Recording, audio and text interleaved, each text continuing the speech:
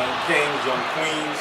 As fortune would have it, you're just in time for the first annual Scorers Table Mock Draft Special. Now, it being about T-minus 72 hours, give or take, from the draft, this is not going to be a draft special where we spend a lot of time on advanced statistics. Mm-hmm. We're not going to have wins over replacement player. We're not going to have BPMs and plus and minuses and all that kind of stuff.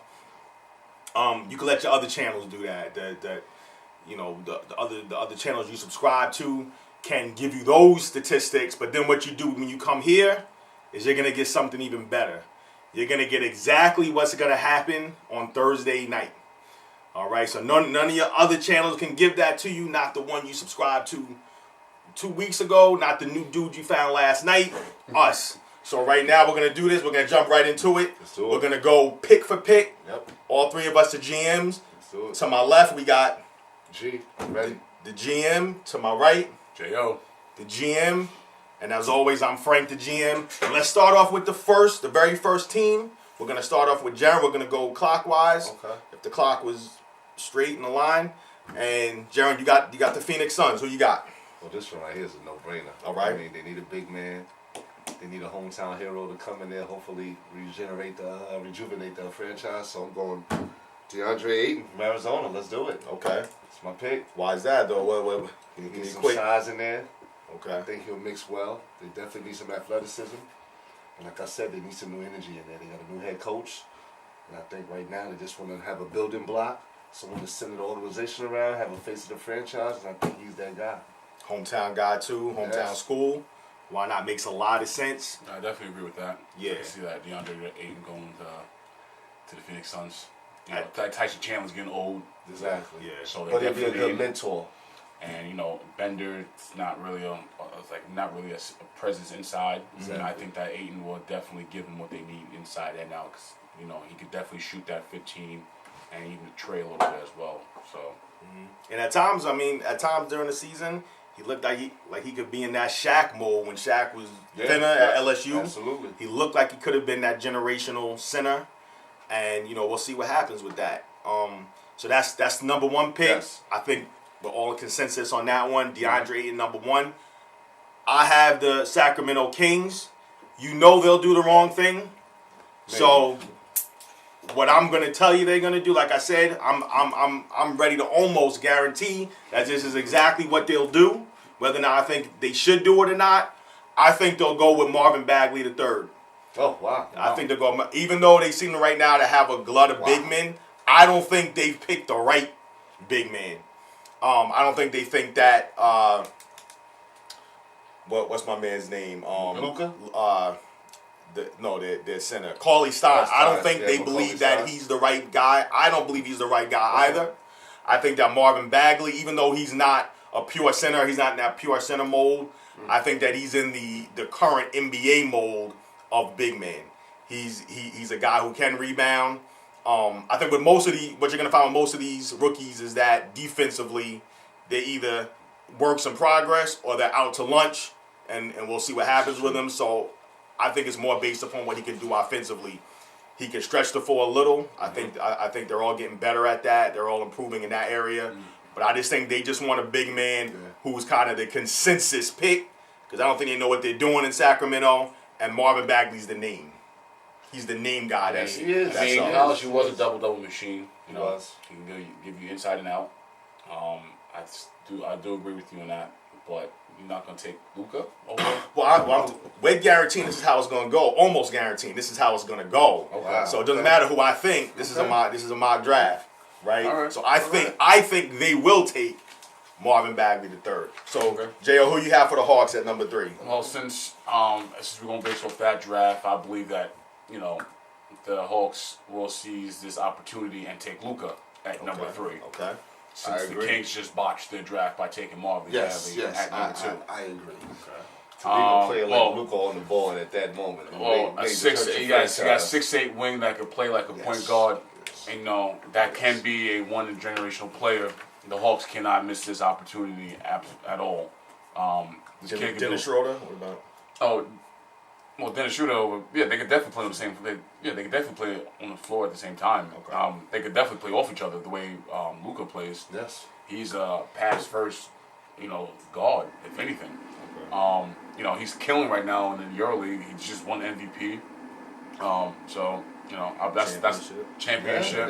Yeah. So, I think the Hawks will definitely take advantage of that botch by the Kings and take Luka at number 3. Okay. So contrary to what you hear from some experts, Luka will not fall. He will go in the top 3 to the Atlanta Hawks. So, G, we're back around to you with the Memphis Grizzlies, number 4. Number 4, Memphis Grizzlies. Well, I don't know if this is going to be a shock to anybody, but I'm going to go with power forward for Michigan State. I'm going to go Jaren Jackson Jr. Okay. What do you like about him? I think right now they need some size. I think right now the Gasol era is ending in Memphis. Okay. So I think with Mike Conley Jr. coming back, I just think right now they do need to make sure they have some size coming back. I think he's a great fit for that team. I think, he'll get better defensively. But I think right now, they need to go Jaren Jackson Jr. Okay, and that makes sense. I mean, he is definitely in that modern mold. This guy can shoot threes. He can slash. Mm-hmm. He almost looks like a small forward. Yes. When you watch him play. Yes. And he's young. Upside is ridiculous. He can switch onto the 1 through the 5. Absolutely. Yeah. Very versatile. Yeah. And young, most importantly. and this is really a futures game, and we all know that. So, Jaren Jackson, you got number 3. That's my pick. That's who's going. I mean, I'm sorry, number four. 4. That's who's going. So the Grizzlies, even though they're getting older, they go with the kid. All right, so we'll see how that works out for the Grizz. Number 5, the Mavs. That's a tough one. Again, we're going with who they will take, not who maybe who I would take if I were them. And I am going to say that out of the players that are left, the Mavs don't need a point guard. No. Trae Young is on the board. Wendell Carter Jr. You could go. I think the Mavs will go Michael Porter Jr. On draft night. Back issues notwithstanding, all the injuries, all the scuttle you're hearing about him. That last workout that they canceled, was that due to just some discomfort, or was the injury re-aggravated? We don't know. But what we do know is that this guy is just about 6'11" in shoes. He is a scoring machine. Physically, he looks like he could be in that Jason Tatum mold, maybe as a floor, which is not a bad floor. No. Ceiling-wise, KD? Possibly. We're talking about ceilings. We're talking about a guy who can shoot. Again, the whole defensive thing, out to lunch. I don't think he's versatile. I don't think he's laterally gifted enough to be able to guard a lot of guys from probably from 2 to even 4 maybe. He looks really straight up and down when you watch him play. I don't think he can get down in the stance like that. But I think he could rebound, and I think he could defend enough where you could hide him because his offensive skills are exemplary. So I'm going to say that, and now what I'm going to say, what's going to happen is that the Mavs are going to take Michael Porter Jr. number 4, ending all the speculation. All right. So, even though you believe that the Mavs going to take, Where we at on time with this one? Okay, real quick. Even though you think the Mavs is going to take, Porter, you think they're not going? You think the Mavs not going to take Biyombo? That's what I'm just thinking. Like, defense wise, Nolan's is pretty much up out of there. I think people are not. I think people are more excited about Porter Jr. Again, the whole name recognition. You ask who I would take. I would take Bamba. I would take Bamba before Marvin Bagley, honestly. Wow. I would personally. Bamba's. But we'll get to Bamba. Yeah, this is true. Bamba's coming up at some point next. All right. So let's take a quick break. Change the film over, and we'll be right back. At number 6, we got the Orlando Magic. Jayo, who you got? All right. Since you went with Wendell Carter for the Mavs and skipped over. No, and the Mavs we had Michael Porter Jr. Oh, Michael Porter Jr. My fault. So I believe the Magic is going to go with Trae Young here. Here's my reason why. Magic are desperate need of a point guard after trading Peyton to the Suns. And so they would need a flashy point guard, and I believe Trae Young is that character. He has that caliber. He can shoot really well, but his shots are ill-advised. and sometimes he is turnover prone as well. So, but I think that Trae Young can be the game changer over there over there in Orlando. He could shoot, he could put up points in a quick, fast, and a hurry, and he's definitely gonna be a Showtime player there. So that's my pick, Trae Young. Okay. And always ill-advised shots. I agree with you. And that city is more of a tourist city than a true NBA city, I believe. So they need the name, they need the flashy guy, as you said. Trae Young is a great pick, and that's what's gonna happen. And G, you have the Chicago Bulls, number 7. Who is going to take Michael Jordan's team into the next generation of 6 peat country? I mean, I think this kid has the shoulders to bear the pressure. I mean, he's tall enough, so I'm going to go with Mo Bamba. Okay. I think it makes sense. I think he's a great shot blocker. He rebounds. I think he'll be able to start the fast break and get them out running. They have some young guys that actually could fill the wings and stuff. Chris Dunn, they got Zach LaVine over there. So I think he'll help them start the break. And I think right now, I think they can build a young core. I think that's what they do, and I think the big man is the right fit for them. So even with Lauri Markkanen, you like him there? I do. I think they could definitely. I think they could definitely work together. Yeah, move Lauri to the 4 and have him run the 5. Oh, definitely. That would definitely it works. I think it's a beautiful fit. Yeah, he's more that classic big man. Absolutely. Maybe closer to a Anthony Davis than he is a Lauri Markkanen type. This is correct. All 7-foot guys, but and they probably could work together and have a synergy. So I agree with you. I think that's a good pick. They're in full youth movement mode now. Absolutely. And that sounds good. So at number, go ahead. I think they're just committed to that, and I think, like you said, it's a process. And 7'10" wingspan, man. It's never been. Can't teach that. And you can't teach it. And that's monstrous, man. That's Mr. Fantastic stuff right there. Absolutely. So we're gonna go now to Cleveland Cavs. Now, little caveat here: you cannot really make this pick without considering the fact that LeBron James is going to be overshadowing what happens when this pick comes on the board on Thursday night. His name is going to be the first name mentioned before they even start talking about candidates, because it really depends upon what he does. It's completely contingent upon what he does days after. So obviously Dan Gilbert and his whole cadre of minds, they cannot look into the future to see what LeBron James is going to do. So they're going to have to make a pick that either keep LeBron or is informed by back channel information or that they think that LeBron will be happy with, which is a tall order because I can't really see much to be happy with right now in Cleveland. So with all that said, I think that the safest, they have to really go the safe pick. I would have said Michael Porter here or even Trae Young just for the name so they can keep box office. Those guys are off the board. So I'm going to go safe now with Mikal Bridges. Okay. Because I think that whether LeBron stays, he's a good pick because he could be that guy that he could sick on the Jason Tatums of the world and the Jaylen Browns and say, you go get those guys so I can focus on Gordon Hayward and whoever, Ben Simmons and whoever else. If he leaves, he's a solid building block on any team. Long wingspan, again, measurables, great measurables for today's basketball game. A guard, wing, forward, hybrid, can shoot the ball. If you think 3-and-D is a good word, then he's your man. So I think Mikal Bridges would work on any team. I know a lot of our Knicks brethren would have liked for him to be there, but he's going to the Cavs at number 8. Sorry. So now at number 9, the New York Knicks, and we're all going to have a say on this one because it's just who we are. So, Jayo, you got it, though. Oh, it's Scott Perry right now. Since you picked Mikal Bridges for the Cleveland Cavaliers, that puts Knicks into a little tight spot. No, because Knicks do and badly do need a small forward. Yes. So, with that being said, I think that they might now, since that's off the table, they might actually have to go with our boy Shai Gilgeous-Alexander. Shai Gilgeous-Alexander from UK. Yep. I think this kid is a good point guard. I even know the Knicks have a ton of point guards, but I think him and Frank could definitely play off each other and have Trey Burke come off the bench like he did last year, and And they could definitely have a nice little 3-guard combo if they're going on right there. So that's why I'll choose as Shai Alexander. Okay. What do you I think? mean, What do I'm you not think? upset at that pick right there. Me personally, I would like to get some depth around KP. That's what my head is thinking right now. Okay.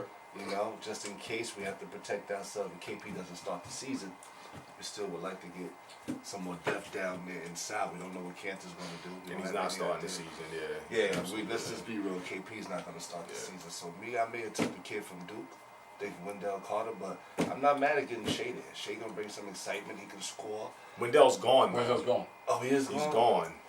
So with who's left on the board, Man. who would you take? Like I said, we need size. I like Knox again.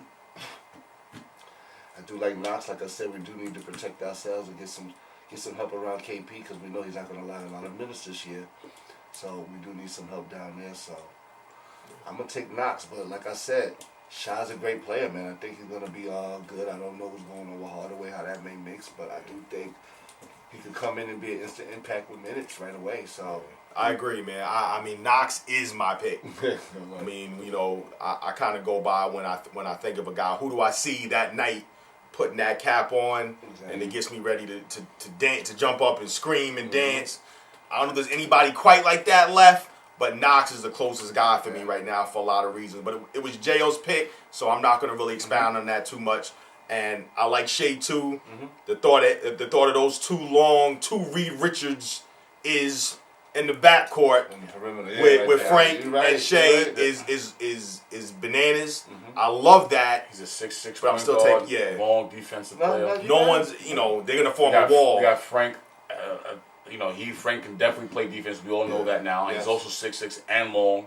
I think Frank's wingspan is just about like 6'9", maybe up to like 6'11" wingspan. So, that's that backcourt right there is going to be a great defensive backcourt. Either player will come right in and contribute right away. Yeah, so absolutely. I don't They think both we can go wrong. Both UK guys, I'm a UK. I mean, I'm all about Coach Cal. So you give me any of those UK guys, I'm ready to take Hami in the second round. So you give me Knox and Hami, and I'm gonna go to sleep happy on Thursday night because I think we can do a lot. We need youth, we need length, we need we just need everything really. Except we need everything that KP doesn't bring, and KP's not playing right away. Yeah. So I'm already breaking my promise and not expound too much on it. We're gonna go to the Sixers real quick. A couple minutes we got left in this segment. What are we doing with the Sixers? Jayo. Is it? Okay. Yeah. Well, Philly, I'm going to go right ahead. I'm going to say Lonnie Walker from Miami because they don't know what's going on with J.J. Redick. We don't know what's going to happen with free agency. Me, personally, I would like to see Paul George go there. But if that doesn't happen, they need someone to come right in and score right away, and this kid can score. Okay, I like Lonnie Walker. Maybe a little poor man's, maybe a poor man's Dwayne Wade, maybe a rich man's J.R. Smith. I mean, I like him. I like him. Yeah. he has a wingspan of 6'10", so yeah, he Yeah, definitely. and I think he fits right in because we all know Ben Simmons doesn't want to shoot the ball. And a smart, interesting dude. Yeah. This guy thinks that everything we see around us, our reality is an illusion. That even one-ups the flat earth theory that Kyrie brings. Yeah. I mean, the dude is smart. Interesting dude, maybe a little eclectic in his thinking. But I think the Knicks could use a lot. They could use toughness. They could use high IQ. They could just use all around more fun than we've been having for a long time. So and we were talking about the Sixers, so I'm totally off talking about the Knicks. I'm on Knicks mode, Joe. Yeah, I'm sorry, but I like Lonnie for the Sixers, or really for anybody. I like Lonnie, yeah. Where's my mind? So we're gonna come back with number 11. So at number 11, we have the Charlotte Hornets.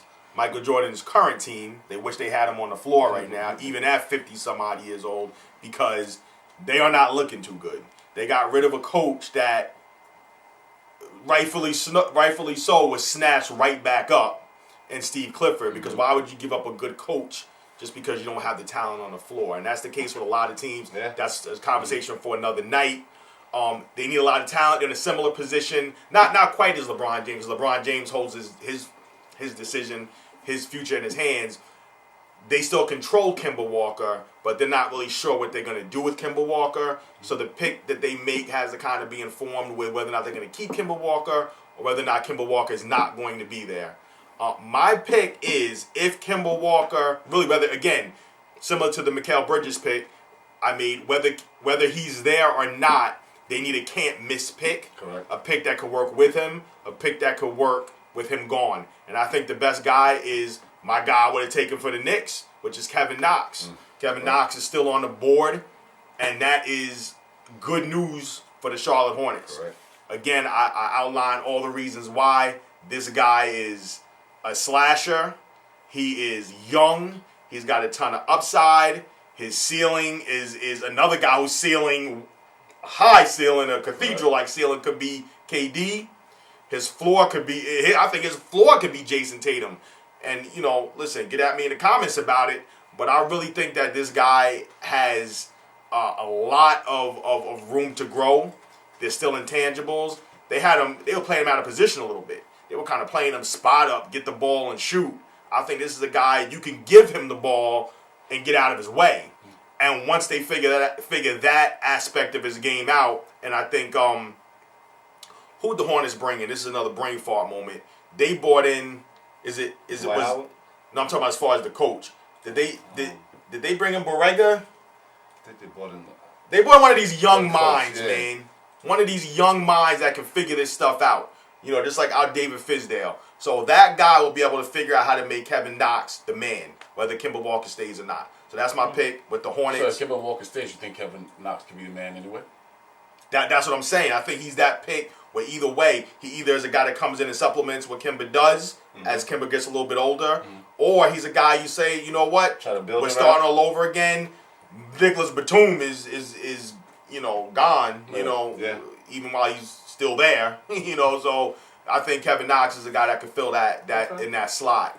Okay. So that's my man right there. And I like Knox a lot. because you already, we were talking about a little just in the last segment. So Kevin Knox for the Hornets.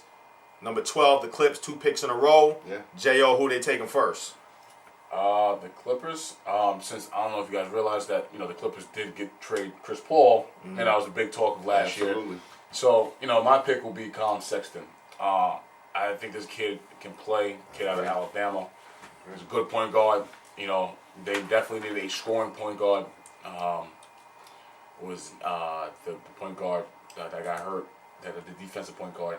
Lou Williams or No, the defensive point guard. Lou Williams. Patrick Beverly. Patrick Beverly. Yeah. Right. Patrick Beverly is a good point guard defensively wise, but Right. Colin Sexton provides that offense that they desperately need. They do. And him and Tobias Harris will be good. Yeah. And Tobias Harris is their best player right now.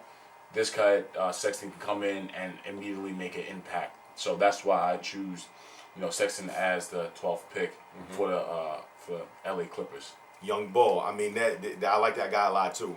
He there's a lot of intangibles to his game that you weren't able to see in 1 year. He can get to the game. He can get to the room real easy. Yeah, real easy. He's one of those kind of guys, athletic. If he can get his shot together and shoot a high percentage, he could be in the mold of. I'm not going to make any crazy comparisons. I think he could be in the mold of. You guys are looking at me already. See what I'm going to say? Yeah. Russell, our boy Russell Westbrook, man. I think he could be in the mold of. It's going to Okay. take a while to get there if he ever does, but he's not called Young Bull for no reason. So I like that pick. G, who do you have with the Clips' second pick? Well, to piggyback off what Jayo said, they need impactful players, so I'm going to go with the Miles Bridges kid from Okay. Michigan State. Okay. They need impact. Like you said, he can play both forward positions, so it brings some flexibility. We still don't know what's going on with DeAndre. We don't know if they're going to keep DeAndre Jordan or not. So like I said, to piggyback off what he said, they need impactful youth players. They need to just really start thinking about just blowing it up like we talked about earlier. Right now, start with a new foundation, some new youth in there, and I think right now, from the kid that he picked, and like I said, Miles Bridges, I think. I see Miles Bridges, man, who I see, just if I squint really hard and look through a buttonhole, I see Vince Carter. Oh no! I see Vince Don't Carter. do that. Have you Putting a seen? lot of pressure Just look at the on highlight the film. I'm talking about athleticism. Okay. Nobody saw Vince Carter being Vince Carter before he became Vince Carter. I mean, Vince When he Carter was doesn't know when he was at UNC, he was not who he was in Toronto. That was a surprise rookie year that we saw out of him. We liked him, but he wasn't slated to be as good as brain fart in the name again. Who was his teammate at UNC? Jameson. Jameson, Yeah. Anton Jameson. Anton Jameson was the man on that team. This is true. So things happen once you get into the next level. Some guys' games are more suited for the next level, while some, they were college stars and they get lost at the next level. I could see Miles Bridges being a guy, again, like Kevin Knox. If you give him the ball and say go, it could be dangerous because he can already shoot. I agree. So does it sound so crazy? Built for the pros. I would He wasn't really built for college. Right. The pros, he will just excel. I think so. He's that guy. He could be, and we talk about who's going to be the Donovan Mitchell of this draft. I think he could be that guy. Maybe Kevin Knox. Mm-hmm. You know, there's a couple names you can name. He's one of those names that come to mind who could be the steal at the bottom of the lottery. We got one more lottery pick. I get the honor of finishing off the lottery with the Denver Nuggets at number 14. For me, this is easy. I'm going Zaire Smith. Yeah. Zaire Smith. Zaire Smith could have gone a lot higher. He's a guy who was not on the grid when the college season started. He climbed quickly.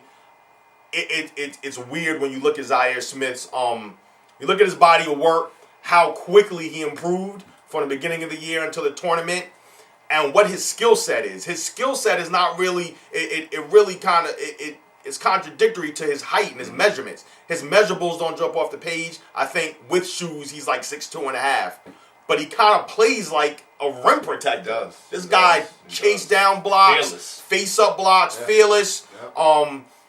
Just unlimited athleticism, unlimited hops, bunnies, whatever you want to call it. He could do off the bounce. His handle is improving. Shot percentage was good for a small sample size because he didn't shoot a lot. But I think you can extrapolate it out to him becoming a really good shooter if he could kind of improve some of his shot mechanics. That is a guy, again, Donovan Mitchell of this draft maybe type of player. And I think if he's there at 14, again, the Nuggets are running that card up on the dais and running out of the building like they just stole something with Zaire Smith at 14. So that is the end of the lottery portion of the draft. We're really going to fly through 15 through 30. We're going to because, at this point, we can't just do the lottery. Everybody wants to know what's going to happen, even all 60. We're not going all 60. We will go to 30, and we're going to shoot through the rest of these. So we'll do that right after this little blackout. So there's your lottery picks. This is the future of the NBA, for better or for worse. We'll see what happens with the rest of the first round on draft night. We thank y'all for joining us. If you stayed with us this long, we love you. Jayo, take it. Thank you guys for tuning in on Mock Draft Special. Like, share, comment. We want to hear your thoughts. We love you guys, young kings and queens. Comment, like, share, subscribe. Stay tuned to next week, ladies and gentlemen. Notification bell, young kings and queens. We'll see you next episode.